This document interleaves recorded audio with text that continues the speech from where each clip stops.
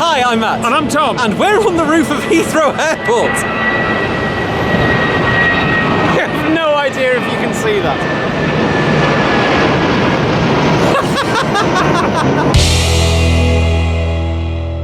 Hi, I'm Matt. And I'm Tom. And this is the Park Bench. And a couple of weeks ago, the lovely people at Heathrow invited us to go and have a look around behind the scenes. Before we start, this is not a sponsored video. They've given us an amazing opportunity, and we're going to talk about it in return, but there are no money changing hands or anything here. No, however, we need to let you know that while they didn't have any editorial control, we have run this past them for security reasons, because if we've accidentally filmed something in the back that shouldn't be in the public eye, so if that happens, if at any point we have accidentally filmed something, this will happen to the shot. Also, they would like us to plug a TV show. They would like us to plug Heathrow, Britain's busiest airport, which is on ITV1. We did our research. Details are on the screen. And with that out of the way... Were we cut out for this? The fact that that stayed in tells you they've got no editorial control over this. We got an invite to Heathrow. Matt, you are a much bigger aviation geek than me. This one's all yours. I like planes, I like airports. One of the best things about travelling for me is that I get to go have a go on a plane. So they sent through an itinerary of what they had planned for us, because originally we were trying to film a video about the baggage area. Yeah.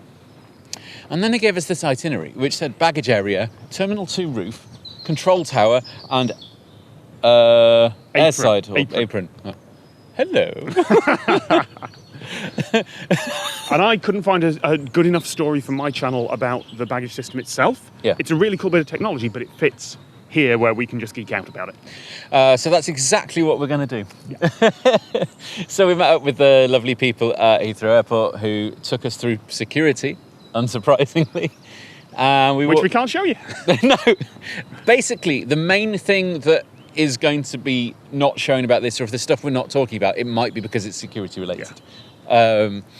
So we go through security and then we walk down some back corridors and back streets to the big building that has the baggage stuff in it. And it is a big building.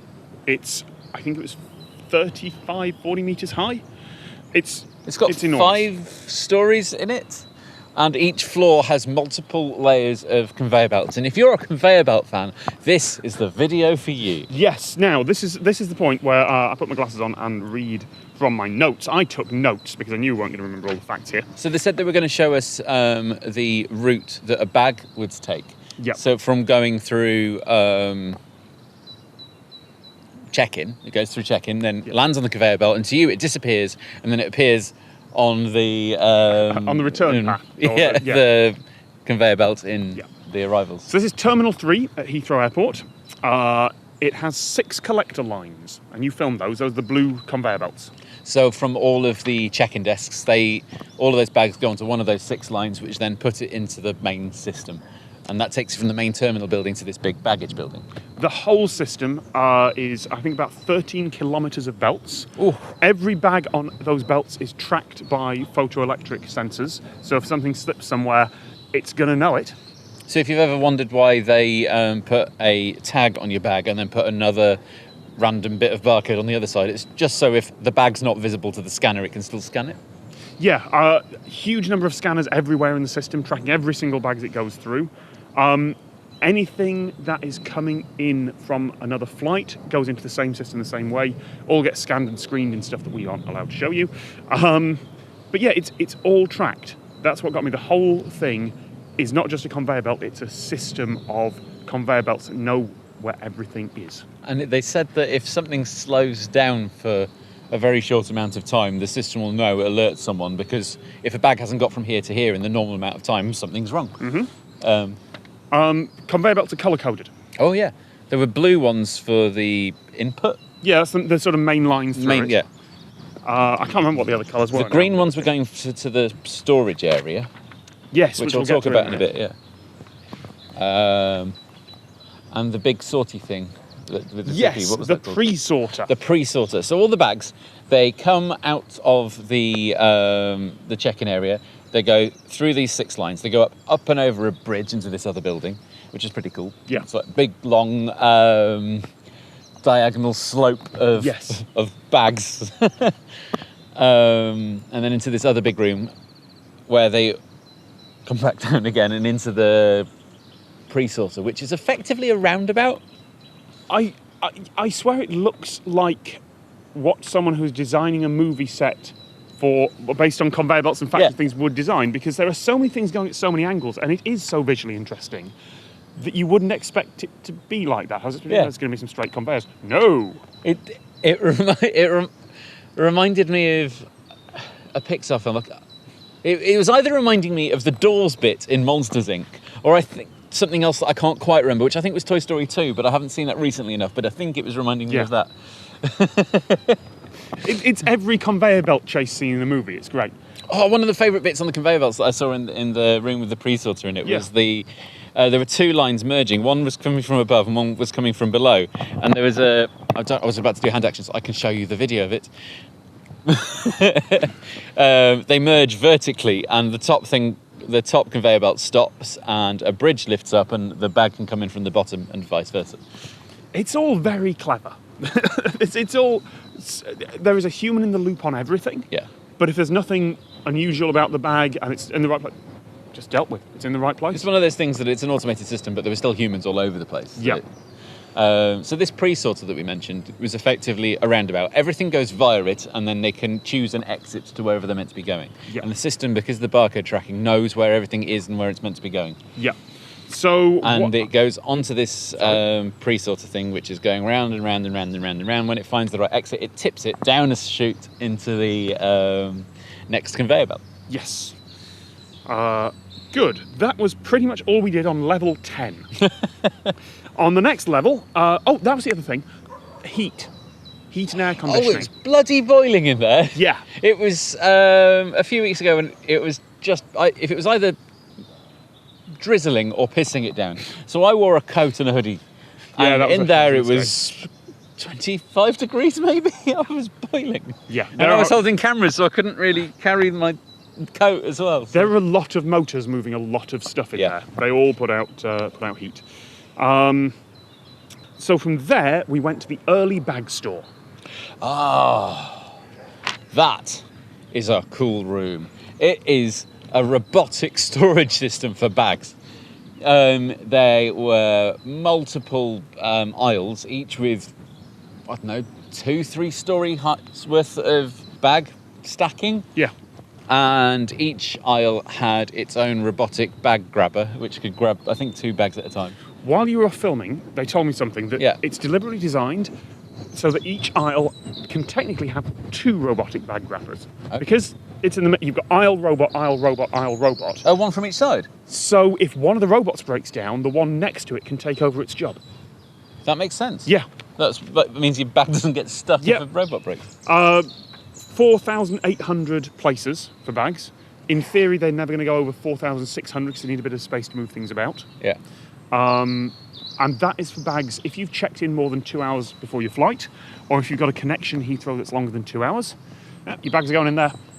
Or if you were about to fly out, but your plane got cancelled. Yes. And everyone's connection's not for a while.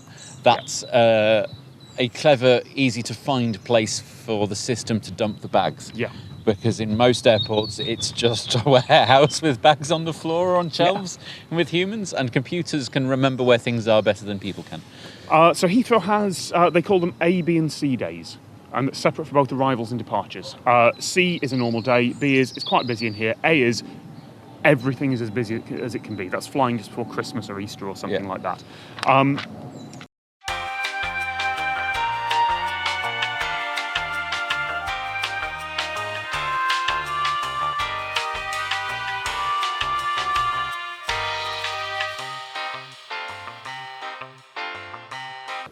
I should point out that there is a separate system for what they call out-of-gauge bags, which is anything that is large or fragile or doesn't fit in the early bag store.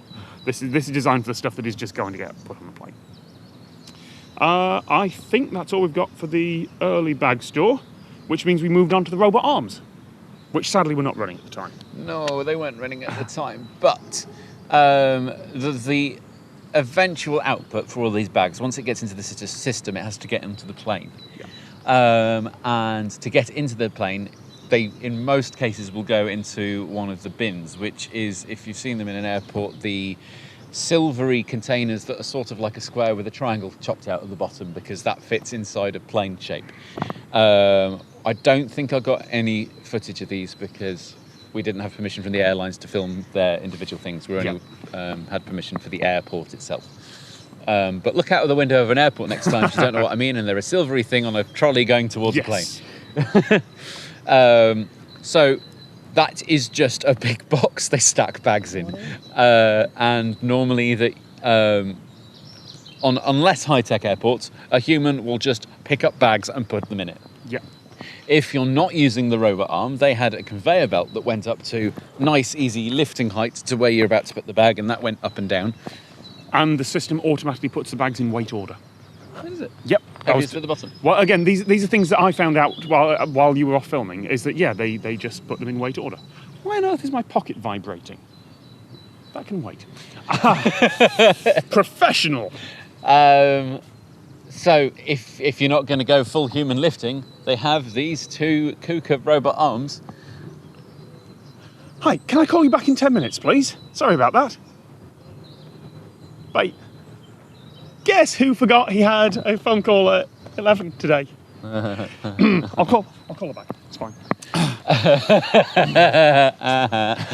Good job you weren't in airplane mode. You completely forgotten. Yeah. Airplane mode. Airplane mode. So they've got these robot arms. They've got a couple of them. And it's got one of the conveyor-y things on the end of it by the looks of it. And the whole point of that is that it can do all the lifting and all of the packing of that crate without a human having to lift anything. Yeah. It's still supervised and controlled by a person, but I would expect the efficiency and you were doing the talking and the listening to the clever people. I was doing making it look pretty. Essentially it takes the bag on a tray and puts it in the right place, keeps the tray, packs the entire thing by itself. They were saying in certain situations it is just easier to do it with people. Yeah. And that's why people do it in so many places now rather than robot arms being everywhere. Yeah. But, so that was why it baggage. wasn't being used that day. That was baggage. That's all the notes I've got for baggage. From there, the one thing that we haven't mentioned is you might be thinking, well, what if my tag gets ripped off when it's in all of this system? Yes. What happens? Well, if anything, everything just ends up on the pre-sorter. As it's going round and round and round, if a bag has been on there for over a defined interval, it gets dumped into a room with some people in it. I think they call it the UFO route for the bags, unidentified flying object, because it's an object that is going to be flying and we can't identify it. I didn't hear that. There are people there that can check the tags on the bag. Normally it's just got a bit crumpled, I think, mostly, and they can straighten it out and check it in on the system. In a lot of cases, if it's not got a connection from then on, if it just needs to get to the right bin, then they'll just, okay, it's that one. And the company just goes, cool, I know that bag now because it's tracked through the whole system. It'll come out the other end. Yeah. We went to the roof after that. Ooh. So we were in Terminal 3, we had to get to Terminal 2, which is, you know how airports are a bit confusing when you're walking around them? Imagine going around an airport backwards and through longer tunnels with more security in that we can't talk about because we're doing it backwards. You're not meant to, unless you're staff. So we're escorted a long way around. And Heathrow Airport is huge. It's got 5 terminals that span pretty much the entire length of their 2 current runways. And wider. Yeah. And 2 and 3 of the 2 terminals that are next to each other. But it still took us a good 10, 15 minutes just to get to where we were having lunch, and then more wandering to get up onto the roof. It's a good roof. It has a good view. It's one of those views that the only way you can get a view like that is to stand on the roof of an airport. Because you don't really get to see a top-down view of a runway. And it wasn't really top-down because we're only about 6 stories up. But well, we weren't 6 stories up for long. So yeah, we went on the roof, and then the next stop was the control tower. Yes. We didn't get to go in the room with the people doing the things because they were busy doing the things. Air traffic control is a serious job, and they don't need to silly people like us putting them off. Yeah. So rest assured, if you're flying through Heathrow that day, the air traffic controllers were not disturbed, but we got a good view out of their windows. Yes. And we saw one of their control screens as well, which is basically just a radar view of the area. If you've ever seen Flight Radar or any of the websites like that let you see where planes are in the sky and on the ground, it's similar to that. It's a load of dots on the screen with names of planes from their radar system, so they know where the planes are even if they can't see them. Yeah. From up there, you got a good overview of the airport. I was surprised. I knew that we'd walked quite far because I was getting a bit tired by the end of the day, but I could see the sheer size of that baggage building from up there. Yeah. And the way that we had walked from the roof at the far corner of that building cluster, wiggling all the way through to the pretty much most diagonally opposite point we could be in to go up that tower. Diagonals. You could see from that control tower what Heathrow used to be. It used to be a military base with kind of a star arrangement of runways, also sort of 120-degree angles. That sounds right. And you can still see the layout of that in a few places. Heathrow's just got the big 2 runways now, but you can still see the diagonals. And then we got to see those runways a bit closer. Ooh, we got to do a minibus tour of the bit of the airport that the planes drive around in. We hopped in the minibus. We were told, we're going airside, but we weren't really told anything else. Yeah, we'll see what we can find you. Yeah. And we just set off down a taxiway, and they park up. We are not driving this minibus, just to be clear here. Oh yeah, one of the official. They were driving us around to places that they knew were safe. They had radios and everything to air traffic control. And they parked up on an unused taxiway that joined straight onto the runway and said, do you want to pop out here and get some shots? Like, yeah. So the plane was going right past us as it was taking off. And we got several vantage points on this from several different runways. So what I wanted to see was the plane, actually a big plane, doing the rotating and lifting off right in front of me, which I realised I had already been given something amazing, and I thought I'd chance it. Just ask. Just ask. If you don't ask, you don't get. And you got. I always ask, and this time I got. I said, can we just move down there a bit? So we're at the bit where the 747s take off, please. And they went, yeah, we'll see what we can find. They found it. I didn't have a particularly zoomy camera with me, so you'll see a dot in the distance coming towards us. And then, oh yes, that dot is a plane. Oh God, that plane's right in front of us. I got a couple of shots of kind of zooming around you as you tried to get that shot on the Osmo, so yeah, you'll do. I was grinning. You were. There was one final stop, though, which was the landing, not the landing point, but the start of the runway. The very start of the runway. Before that, we got to see Concorde as well. Oh, that was afterwards, but yes. Was it? I can't remember the order. No, it was Concorde. All right. We got close to Concorde as well. It's not Heathrow's.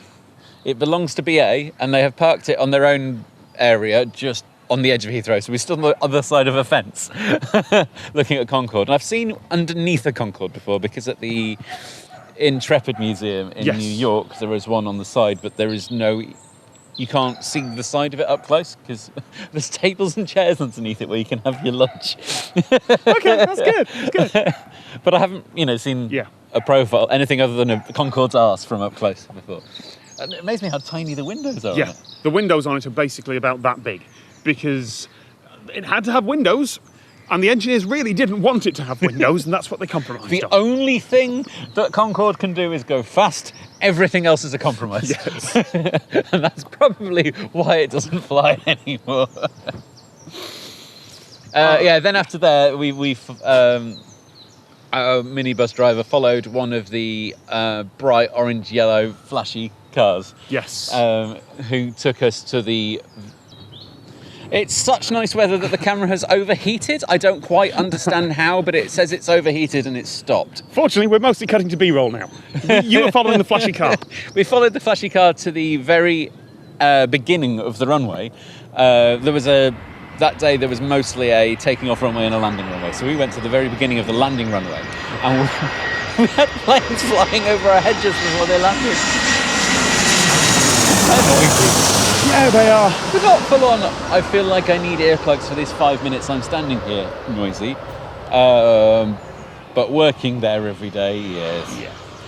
And that is a thing I haven't seen. Now, obviously, I like planes. I'm not the kind of person who will go out to the to airports and take photos of them or anything. I'm not a plane spotter. I just like big engineering things, and they're one of them. Yeah. I'm not saying anything bad about those people. No, you better not, because they will be in the comments. Yeah. And part of the reason I was excited to do this is so I can share some of the stuff that they don't get to see, because as we drove to that point, there were several people on the bank outside the bounds of in a park outside the bounds of the airport, trying to get as close to the view as we got. Sorry. So thank you to everyone at Heathrow. Yeah, thank you. That was a heck of a thing to get access to. We should plug the TV show again, because they did ask us to. It's on screen. Heathrow, Britain's busiest airport on Yes. ITV. Thank you so much. That's it. My arm's tired. Good